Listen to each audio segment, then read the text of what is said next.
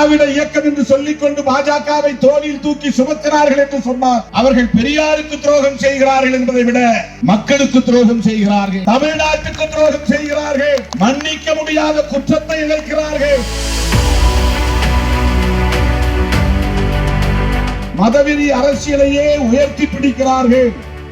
நாம் பேசுகிற இந்த சமூக நீதி அரசியலை சிதறடிக்க பார்க்கிறார்கள், சிதைக்க பார்க்கிறார்கள். மாநில தேர்தல்களில் அவர்களுக்கு ஏற்படுகிற தோல்வி அவர்களுக்கு பிரச்சனை இல்லை.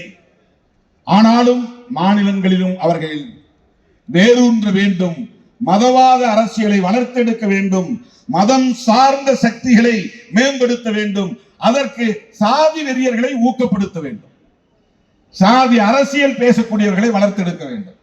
அதற்காக கோடி கோடியாய் கொட்டி இறைக்கிறார்கள், சமூக ஊடகங்களை பயன்படுத்துகிறார்கள், கூலி கும்பலை ஏவுகிறார்கள், திராவிட அரசியலை வெகு மக்களுக்கு எதிரான அரசியல் என்று பரப்புகிறார்கள், பெரியாரையே கன்னடர்கள் என்று கொச்சைப்படுத்துகிறார்கள். இவையெல்லாம் அந்த நடவடிக்கைகளின் ஒவ்வொரு அங்கம் என்பதை மறந்துவிடக் கூடாது. கழகங்கள் இல்லாத தமிழகம் என்கிறார்கள், காங்கிரஸ் இல்லாத பாரதம் என்கிறார்கள், இடதுசாரிகளே எங்கள் முதன்மை எதிரிகள் என்கிறார்கள். இந்த முழக்கங்கள் எல்லாம் எந்த பின்னணியில் இருந்து வருகின்றன? ஏன் பிஜேபி நாம் எதிர்க்க வேண்டும்?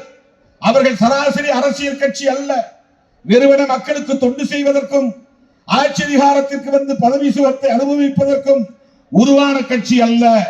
அவர்கள் இந்தியாவை அவர்கள் விரும்புகிறபடி மாற்றி அமைப்பதற்கு, புதுப்பித்து கட்டுவதற்கு உருவாக்கப்பட்ட ஒரு பாசிச இயக்கம், மிக மிக ஆபத்தான ஒரு இயக்கம். திராவிட இயக்கம் என்று சொல்லிக் கொண்டு பாஜகவை தோளில் தூக்கி சுமக்கிறார்கள் என்று சொன்னார். அவர்கள் பெரியாருக்கு துரோகம் செய்கிறார்கள் என்பதை விட மக்களுக்கு துரோகம் செய்கிறார்கள், தமிழ்நாட்டுக்கு துரோகம் செய்கிறார்கள், மன்னிக்க முடியாத குற்றத்தை இழைக்கிறார்கள் என்றுதான் பொருள். எனவேதான் பெரியாரின் மடியில் வளர்ந்தவர், அண்ணாவின் அரவணைப்பில் வளர்ந்தவர், முத்தமிழறிஞர் கலைஞரின் அரசியல் பாசறையில் வளர்ந்தவர் அண்ணன் தளபதி ஸ்டாலின் அவர்கள் அந்த பொறுப்புணர்வோடு தான் மதசார்பற்ற முற்போக்கு கூட்டணியை தொலைநோக்கு பார்வையோடு வழிநடத்துகிறார். இந்த புரிதலோடு தான் நாங்கள் மேடையில் இருக்கிற தலைவர்கள் அண்ணன் தளபதி அவர்களோடு கைகோர்த்து நிற்கிறோம். எனது அருமை தோழர்களே, எஸ்ஐஆர் என்பதை அவர்கள் தீவிரமாக நடைமுறைப்படுத்துகிறார்கள். அதிலிருந்து நாம் வெளியேறிவிட முடியாது, அதை புறக்கணித்து விட்டு விலகி நிற்க முடியாது. நாமும் தேர்தலை எதிர்கொண்டுதான் ஆக வேண்டும். எனவே எதிர்க்கிறோம், நீதிமன்றத்தை நாடுகிறோம், போராட்டம் நடத்துகிறோம். என்றாலும் கூட இந்த வாக்காளர் பட்டியல் தீவிர திருத்த நடவடிக்கையில் நாம் ஈடுபட்டுதான் ஆக வேண்டும், வேறு வழி இல்லை.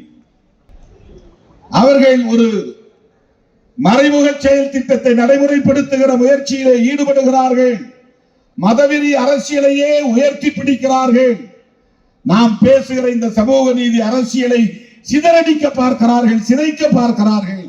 ஏழை எளிய விளிம்பு நிலை மக்களின் ஒட்டுமொத்தமாக சிறுபான்மையினர், தலித்துகள், பழங்குடிகள், பெண்கள், மாற்றுத்திறனாளிகள், மூன்றாம் பாலினத்தவர்கள் என்கிற அனைத்து தரப்பு விளிம்பு நிலை மக்களுக்கும் எதிரான பிற்போக்கு வலதுசாரி அரசியலை உயர்த்தி பிடிக்கிறார்கள். அதை நாம் எதிர்த்தாக வேண்டும், அதை நாம் வீழ்த்தியாக வேண்டும். அதற்கு இன்றைக்கு இந்திய அளவிலே இருக்கிற ஒரே நம்பிக்கை அண்ணன் தளபதி முத்துவேல் கருணாநிதி ஸ்டாலின் என்று சொன்னால் அது மிகையாகாது. அவர் இன்றைக்கு ராகுல் காந்தி அவர்களுக்கு உற்ற துணையாக நிற்கிறார். தேசிய அளவில் இந்த புரிதலோடு பிஜேபியையும் RSS-ஐயும் அவர்களின் முகத்திரையை கிழிக்கிற வல்லமை பெற்ற ஒரு பேராளுமையாக ராகுல் காந்தி இருக்கிறார். அதை அடையாளம் கண்டிருக்கிறார் அண்ணன் தளபதி ஸ்டாலின் அவர்கள். அதனால் அடையாளம் கண்ட நாங்களும் கூடவே நிற்கிறோம், தொடர்ந்து கூடவே இருப்போம், ஒற்ற துணையாக இருப்போம் என்பதை சொல்லி வாய்ப்புக்கு நன்றி கூறி முடிக்கிறேன். நன்றி, வணக்கம். செய்திகளை உடனுக்குடன் தெரிந்து கொள்ள கீழ்க்கண்ட கேபிள் மற்றும் டிடிஎச் நெட்வொர்க்குகளில் எம்நாடு செய்தி தொலைக்காட்சியை காணுங்கள். பாதகம் செய்பவரை கண்டால் நாம் பயம் கொள்ளலாகாது பாப்பா. மோதி மிதித்துவிடு பாப்பா, அவர் முகத்தில் உமிழ்ந்துவிடு பாப்பா. அண்மை செய்திகளை உடனுக்குடன் தெரிந்து கொள்ள இணைந்திருங்கள் எம்நாடு தொலைக்காட்சியுடன்.